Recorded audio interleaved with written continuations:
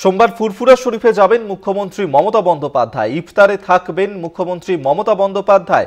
ISF বিধায়ক নওশাদ সিদ্দিকী থাকবেন ইফতারে। বঙ্গ রাজনীতির নজর এবার ফুরফুরা শরীফে, কারণ সোমবার ফুরফুরা শরীফে যেতে চলেছেন রাজ্যের মুখ্যমন্ত্রী মমতা বন্দ্যোপাধ্যায়।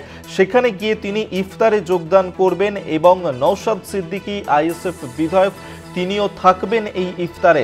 বঙ্গ রাজনীতির নজরে এবার ফুরফুরা শরীফ, কারণ সেখানেই যেতে চলেছেন মুখ্যমন্ত্রী মমতা বন্দ্যোপাধ্যায়। সোমবারই ফুরফুরা শরীফে যাচ্ছেন মুখ্যমন্ত্রী মমতা বন্দ্যোপাধ্যায়। সেখানেই গিয়েই তিনি যোগ দেবেন ইফতারে, এবং সেই ইফতারের অনুষ্ঠানে উপস্থিত থাকবেন আইএসএফ বিধায়ক নওশাদ সিদ্দিকী, যার কারণেই এবার এই ফুরফুরা শরীফের দিকেই নজর রয়েছে প্রত্যেকের।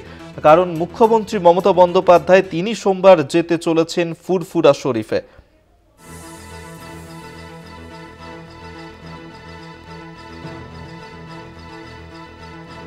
দুর্গাদাস বন্দ্যোপাধ্যায় আমাদের সঙ্গে টেলিফোনে রয়েছেন প্রতিনিধি, আরো বিস্তারিত জানবো এই নিয়েই। দুর্গা, ফুরফুরা শরীফে সেখানে যেতে চলেছেন মুখ্যমন্ত্রী মমতা বন্দ্যোপাধ্যায়, কি আপডেট পাচ্ছ এখনো পর্যন্ত? দেখো, রাত পোহালে অর্থাৎ আগামীকাল সোমবার বিকেল 4টের সময় ফুরফুরা দরবার শরীফের মুসাফির খানাতে ইফতার মজলিসে উপস্থিত থাকার কথা, এবং থাকার কথা বললে ভুল হবে। ইফতার মজলিসে তিনি উপস্থিত থাকতে চলেছেন রাজ্যের মুখ্যমন্ত্রী মমতা বন্দ্যোপাধ্যায়। শুধু তাই নয়, তুমি জানো যে রাজ্যের মুখ্যমন্ত্রী মমতা বন্দ্যোপাধ্যায় একদিকে যেমন হিন্দুদের বিভিন্ন অনুষ্ঠানে তিনি অংশগ্রহণ করেন, দীঘাতে এত আন্তর্জাতিক মানের একটা অত বড় শ্রী জগন্নাথ দেবের মন্দির তিনি করতে চলেছেন এবং সেটারও উদ্বোধন প্রায় সামনে রয়েছে। তেমনই কিন্তু অন্যদিকে সংখ্যালঘু ভাই বোনেদের জন্যও তিনি যে ভাবেন এবং তিনি যে তাদের পাশেও থাকেন, তাদেরও বিভিন্ন উৎসবে তিনি যে সামিল হন, তারই অঙ্গ হিসাবে আগামীকাল ফুরফুরা মুসাফিরখানায় ইফতার মজলিসে তিনি যাচ্ছেন। সেখানে এখনো পর্যন্ত যা খবর, যে ফুরফুরা দরবার শরীফের প্রায় 77 জনের যে পীরজাদারা রয়েছেন এই মুহূর্তে, তাদের অধিকাংশ প্রায় সিংহভাগই আগামীকাল উপস্থিত থাকার কথা রয়েছে এবং এখনো মুখ্যমন্ত্রীকে ওয়েলকাম করার জন্য সেখানে সাজো সাজো রব।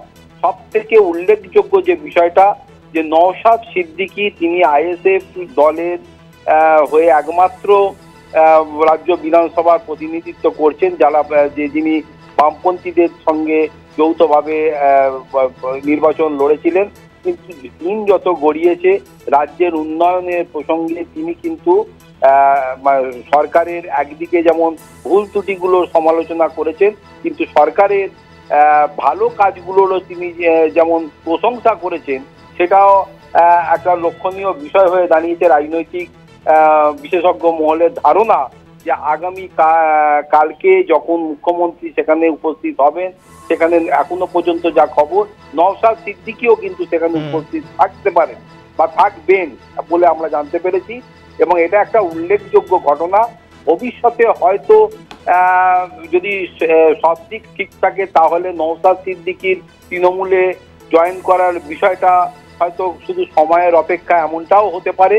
এবং যেভাবে মুখ্যমন্ত্রীর এবং রাজ্য সরকারের সঙ্গে সমতা বজায় রেখে তিনি বিভিন্ন উন্নয়নের কাজ তিনি তার বিধানসভা এলাকায় করছেন, এবং সরকার যেভাবে তাকে বিধানসভা এলাকায় কাজের জন্য উৎসাহিত করছেন, বিভিন্ন প্রজেক্টের জন্য অর্থ বরাদ্দ করছেন, সেগুলো কিন্তু আগামী দিনে নওশাদ সিদ্দিকীর সঙ্গে তৃণমূল কংগ্রেসের যে যোগসূত্রতার বা ঘনিষ্ঠতা রয়েছে বা হতে চলেছে, এটাই প্রকাশ করছে। তাই আগামী কালকে শুধুমাত্র যে এই ফুরফুরা শরীফে মুখ্যমন্ত্রীর উপস্থিত হওয়াটা শুধুমাত্র সংখ্যালঘু ভাই বোনেদের উদ্দেশ্যে সম্প্রীতির বার্তা দেওয়া, এমনটা মনে করলে হয়তো কম মনে করা হবে।